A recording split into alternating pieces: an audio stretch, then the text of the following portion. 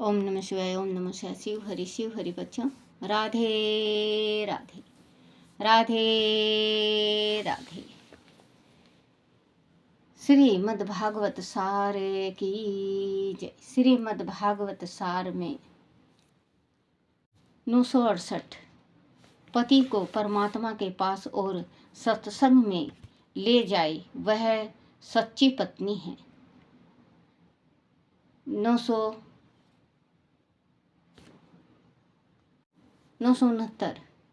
पति को परमात्मा के मार्ग में प्रवृत्त करे, पति के हाथ से सत्य कर्म कराए, वही सच्ची पत्नी है। पत्नी को केवल भोग विलास में फंसाए रखे वह पत्नी पति की शत्रु होती है। वह स्वित तथा पति को नरक ले जाती है।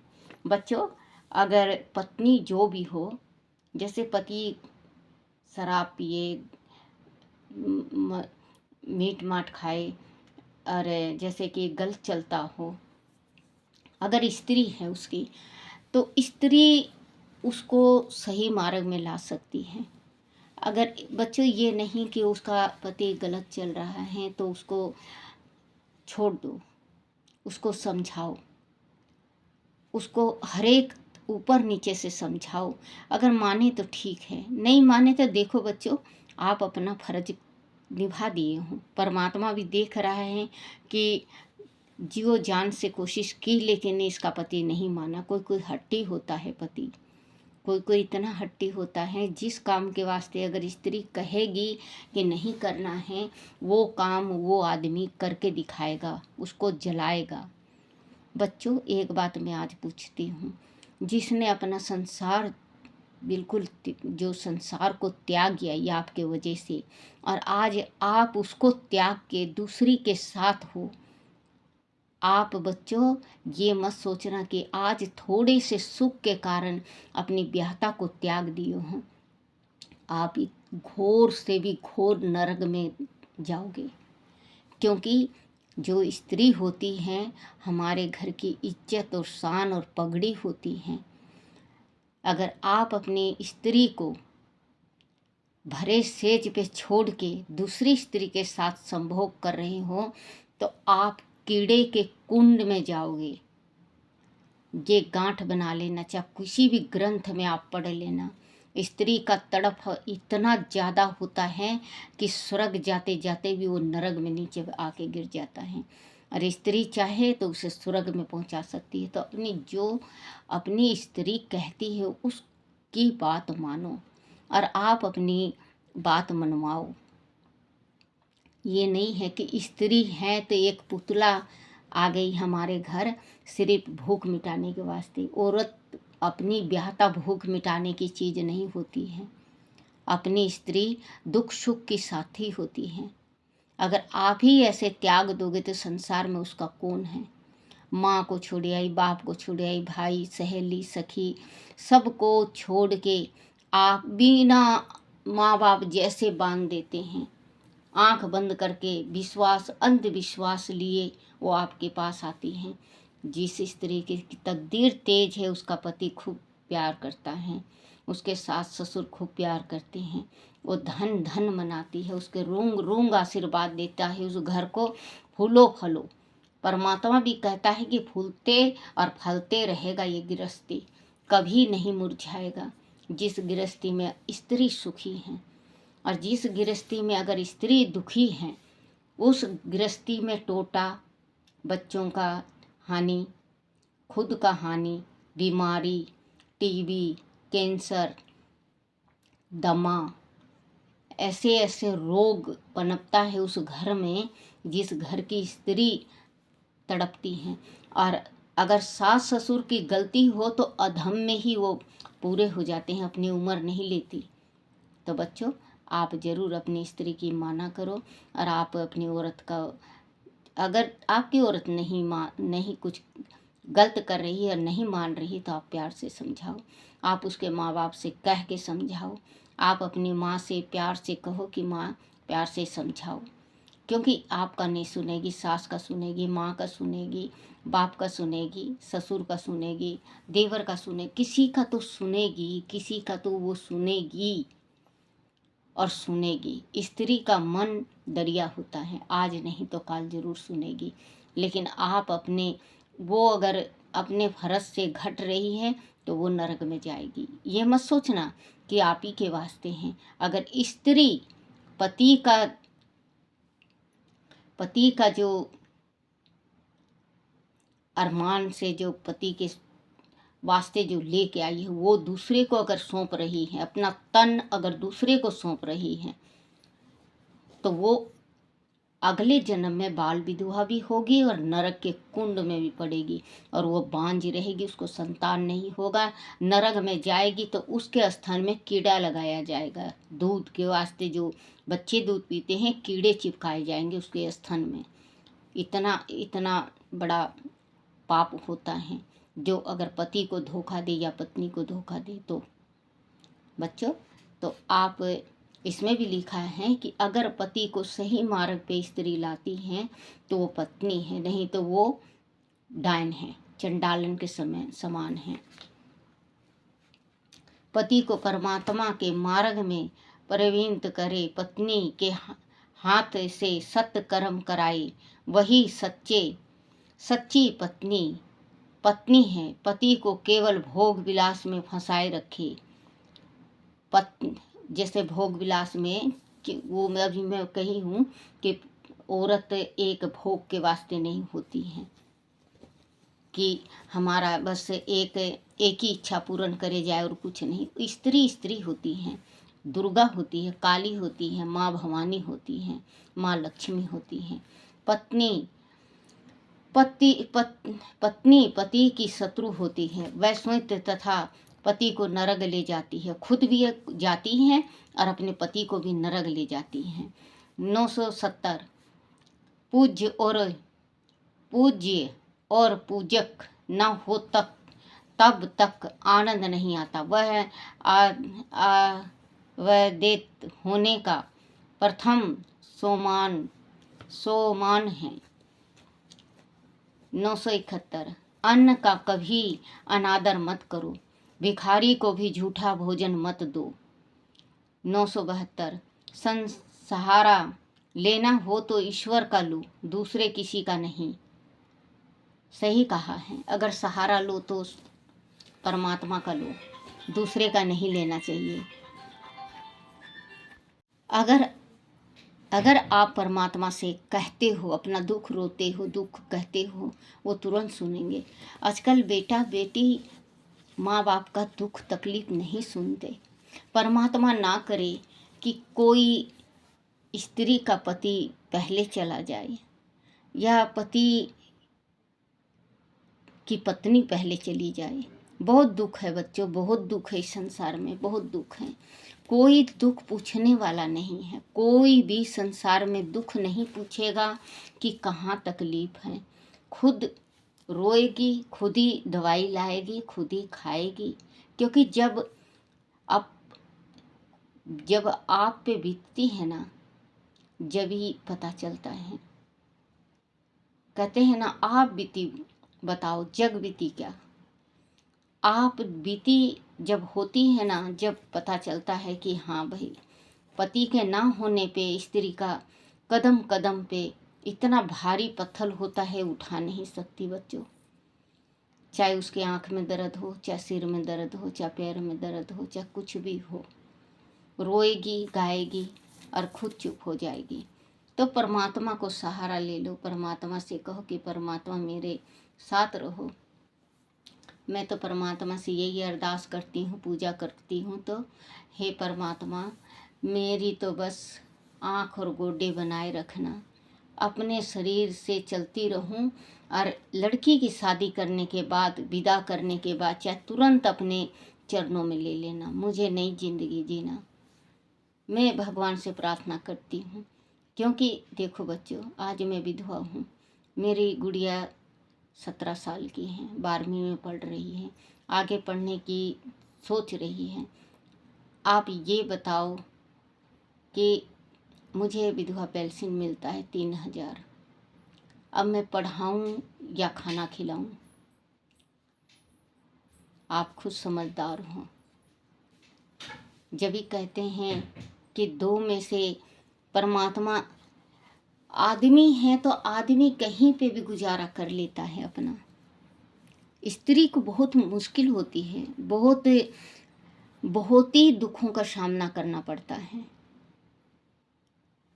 तो जब भी कहते हैं कि पति और पत्नी दोनों का साथ होना चाहिए, दोनों का साथ बहुत ज़रूरी है। ऐसा साथ ज़रूरी है जैसे पेड़ का जड़ जब सूख जाता है तो पेड़ खुद ही सूख जाएगा। जड़ जब हरा रहता है तो पेड़ आज नहीं तो काल पत्ता निकलना ही निकलना है, उसको हरा होना ही होना है। तो पति को परमात्मा के मार्ग में प्रवृत्त करे, पति के हाथ से सत्य कर्म कराए, वही सच्ची पत्नी है। पति को केवल भोग विलास में फंसाए रखे, वह पत्नी पति की शत्रु होती है, वह स्वयं तथा पति को नरक ले जाती है।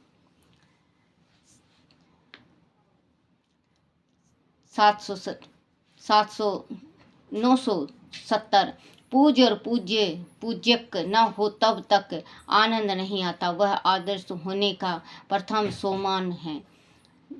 971 अन्न का कभी निरादर मत करो, भिखारी को भी झूठा भोजन मत दो। 272 सहारा लेना हो तो ईश्वर का लो, दूसरे किसी का नहीं। 773 सुंदर स्त्री को देखो तो उसमें माता की भावना करो, इससे तुम्हारे मन से काम भावना जागृत नहीं होगी। उसी तरह सब में श्री कृष्ण को देखो। बोलो श्री कृष्ण भगवान की जय हो। बोलो हरिवंश पुराण की जय। प्रलंबा सुरबद्ध। हे राजन, एक बार वट वृक्ष के नीचे जब कृष्ण बलराम वह अन्य ग्वालों के साथ खेल रहे थे, तब प्रलंब नामक एक दैत्य 6 भेष में ग्वाल का रूप बनाकर उसके खेल में शामिल हो गया। वह इस अवसर की ताक में था कि बलराम यह कृष्ण को मार डाले। बलराम द्वारा खेल में पराजित हुए प्रलंब लाद को खेल के नियम अनुसार बलराम को अपनी कमर पर लाद कर वट वृक्ष तक लाना था, किंतु वह उसे विपरीत दिशा में ले कर तेजी से भागा और अपने अति विशाल वास्तविक रूप में आ गया। तब कृष्ण के कहने पर पराक्रमी बलराम ने अपनी ब्रज मुष्टि से उसका सिर तोड़ दिया।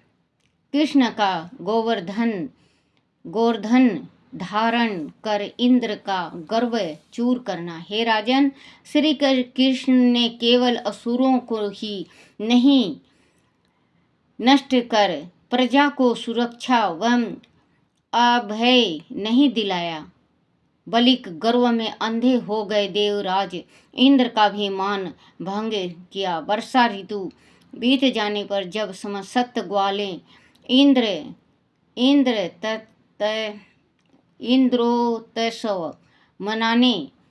इंद्र उत्सव मनाने की तैयारी कर रहे थे, तभी कृष्ण ने कहा कि ग्वालों का धन तो गो हैं, अंत गौओं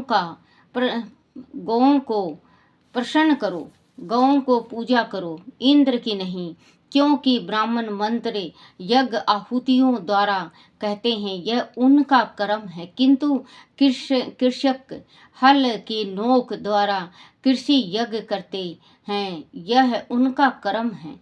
हम ग्वालों के देवता तो गो और उनके चराने का स्थान वह पर्वत है। अंत हमें गिरि यज्ञ करना चाहिए, ना कि इंद्र यज्ञ। मंत्रायण प्रिया सीता यज्ञ सर्वा कृषक गिरि यज्ञ सथा गोप इंजु स्वयं गिरी वर्णन। तब अपने नेता कृष्ण की बात मानकर गोपों ने ऐसे ही किया। इससे देवराज इंद्र कुपित हो गए। उन्होंने मेघों को वृंदावन में भयानक अविरल और मूसलधार वर्षा की आज्ञा दे दी। तब अति भयंकर वर्षा और आंधी तूफान में समस्त गोपों तथा गायों को कष्ट में देख श्री कृष्ण ने गोवर्धन पर्वत को ही उखाड़कर अपने बाएं हाथ की अनिष्ट का उंगली पर धारण किया और सबको उस पर्वत के नीचे शरण व सुरक्षित प्रदान की। कृष्ण के इस पराक्रम को देखकर इंद्र ने केवल लज्जित हुए और उन्हें अपनी भूल का एहसास हुआ, बल्कि उन्हें इस बात की वास्तविकता का भी विश्वास हो गया कि कृष्ण कोई साधारण मनुष्य या मंत्र ग्वाल नहीं है, अपितु सर्वेश्वर और सर्वशक्तिमान भगवान विष्णु के अवतार हैं। तब उन्होंने श्री कृष्ण से क्षमा मांगी और उनका बल का तथा सत्ता का मद दूर हो गया। तब श्री कृष्ण ने गोवर्धन को पुनः उनके स्थान पर स्थापित कर दिया। इस प्रकार उन्होंने असुरों का ही विनाश नहीं बल्कि देवताओं का भी गर्व का नाश किया है।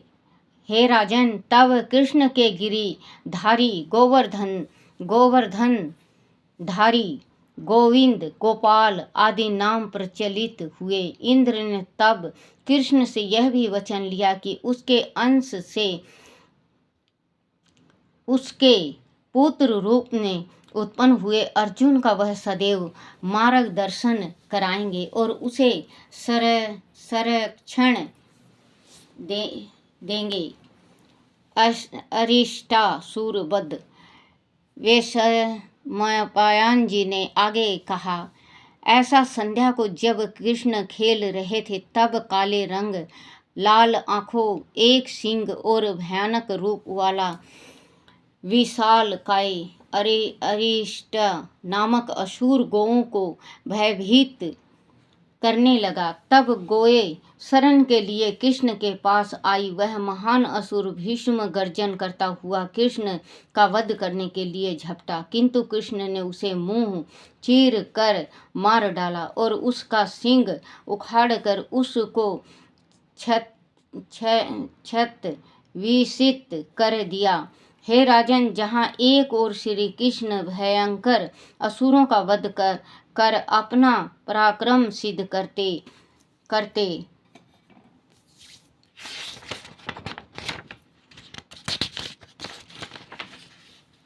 थे, वहीं वह ग्वाल वालों के साथ माखन चुराने, गोपियों के वस्त्र चुराने, उनकी मटकियों को फोड़ डालने, उन्हें सताने आदि की चपलता भी किया करते थे और श्रृंगार रस पर भी अपना उतना ही अधिकार सिद्ध करने के लिए गोपियों के साथ रास भी रचाया करते थे। आगे उन्होंने बाकासुर आदि असुरों को भी मार डाला था। हे राजन, वह सभी दैत्य कंस द्वारा भेजे गए थे। एक एक करके अपने असुरों का वध होता देखकर कंस कृष्ण के पराक्रम और उत्कर्ष से भयभीत हो उठा।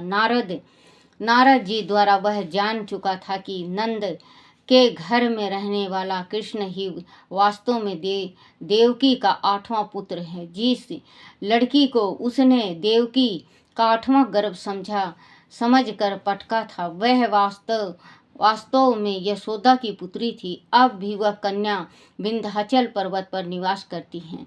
वासुदेव ने धोखे से अपने पुत्र को नंद की कन्या से बदल लिया था। तभी से कंस बारंबार कृष्ण के वध के प्रयास कर रहा था, किंतु हर बार वह असफल रहा और कृष्ण की विजय हुई। इस बात से वह अत्यंत त्रस्त और चिंतित हो गया था। कंस द्वारा अक्रूर को भेजना। एक रात कंस ने एक गुप्त मंत्रण की दारुक सत्ययक वेतरण भोज भोज विक्रूद भय सख वीर पुथु कीर्त वर्मा भूरी सर्वा तथा अक्रूर आदि वीर उस मंत्राण में बुलाए गए थे। कंस ने उनसे कहा, हे महावीरों, आप जैसे मंत्र यज्ञों और निपुण धनुधारियों के रहते हुए भी शत्रु निरंतर वृद्धि को प्राप्त हो रहा है। जिस सरलता से उसने प्रलंब आदि असुरों का वध किया है, उससे जान पड़ता है कि वह साधारण ग्वाल नहीं है, अवश्य ही 6 भेष में विष्णु अथवा इंद्र हैं। अंत, हे महावीरों, इस विपत्ति के निराकार का कोई उपाय सोचो। तब विचार विमर्श के बाद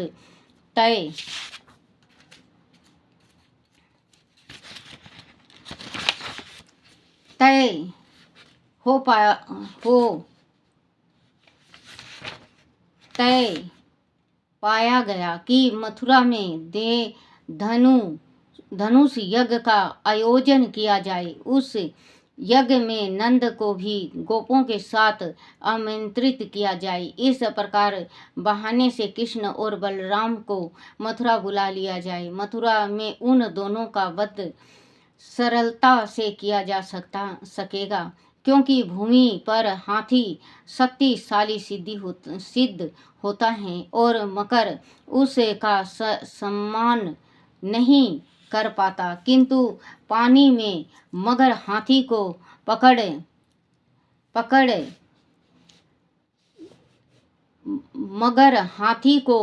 पछाड़ होता है और मकर उसका सामना नहीं कर पाता, किंतु पानी में मकर हाथी को पछाड़ देता है। अंत, अपने क्षेत्र में हर किसी का प्रताप, उत्साह, आत्मविश्वास तथा शक्ति बढ़ती हुई होती है। वह तब बढ़ी हुई होती है। वह तय करने के बाद कंस ने अक्रूर को इस आमंत्रण कार्य के लिए चुना, क्योंकि अक्रूर के वासुदेव तथा नंद से भी मधुर संबंध थे। अंत, नंद को वह कृष्ण आदि को इस आमंत्रण के विषय में किसी प्रकार का संदेह अक्रूर के कारण नहीं होता। तब अक्रूर राजा की आज्ञा मान कर वह से चल दिए।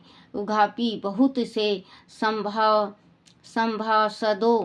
सभासदों ने मन ही मन कंस की इस योजना की निंदा भी की, किंतु कंस के भय के कारण कोई भी इस योजना का विरोध नहीं कर पाया। फिर अक्रूर जी स्वयं भी कृष्ण के दर्शन के लिए उत्सुक थे। अंत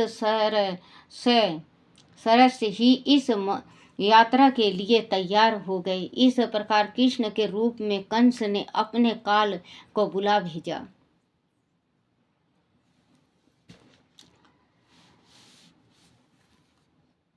केसी दैत्य का वध।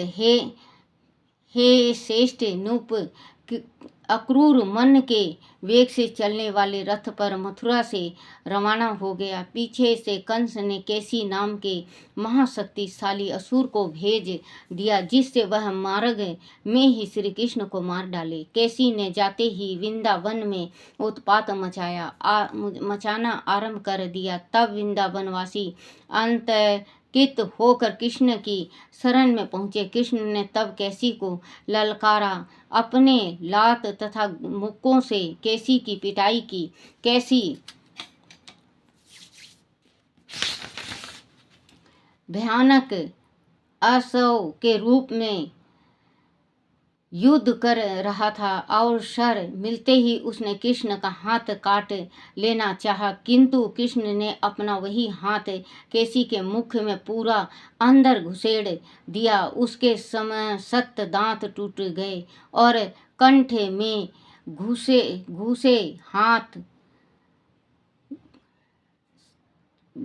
हाथ से श्वास अवरुद्ध होकर उसके नेत्र बाहर को उबल पड़े, तब भय और पीड़ा से मूत्र वह मल का त्याग करता हुआ वह बलशाली असुर मृत्यु को प्राप्त हो गया। उधर अक्रूर जी नंद के घर पहुँचे तो कृष्ण के दर्शन करते ही धन्य हो गए। उनका हृदय गदगद हो गया। श्री कृष्ण के शरीर के लक्षणों और तेज को देख कर विद्वान अक्रूर ने जान लिया कि श्री कृष्ण वास्तव में कृष्ण ही हैं। अक्रूर जी ने नंद को कृष्ण बलराम सहित कंस के धनु यज्ञ में सम्मिलित होने के लिए आमंत्रित किया और कहा कि देव की तथा वासुदेव भी उन लोगों से मिलने को व्याकुल हैं। अंत वह लोग कल प्रत ही अक्रूर के साथ मथुरा चले। अगले दिन उन लोगों के चलते समय गोपियों तथा यशोदा ने उन्हें भावभीनी विदाई दी। यशोदा ने बार बार कृष्ण को हृदय से लगाया और अक्रूर जी से कहा कि वह कृष्ण का विशेष ध्यान रखे। इस प्रकार वह सब लोग कंस के लिए भेंट आदि लेकर मथुरा चल दिए। बोलो श्री कृष्ण भगवान की जय। श्री कृष्ण गोविंद हरे मुरारी, हे नाथ नारायण वासुदेवाय, हे नाथ नारायण वासुदेवाय, हे नाथ नारायण वासुदेवाय। बोलो श्री कृष्ण भगवान की जय। हरिवंश पुराण की जय। हे मेरे विष्णु भगवान, हे मेरे कान्हा, मेरे से भूल हो जाए, कोई गलती हो जाए, कोई टूटी हो जाए, मुझे क्षमा करना, क्षमा करना, क्षमा करना। बोलो अपने अपने माता पिता की जय, अपने अपने गुरुदेव महाराज की जय हो।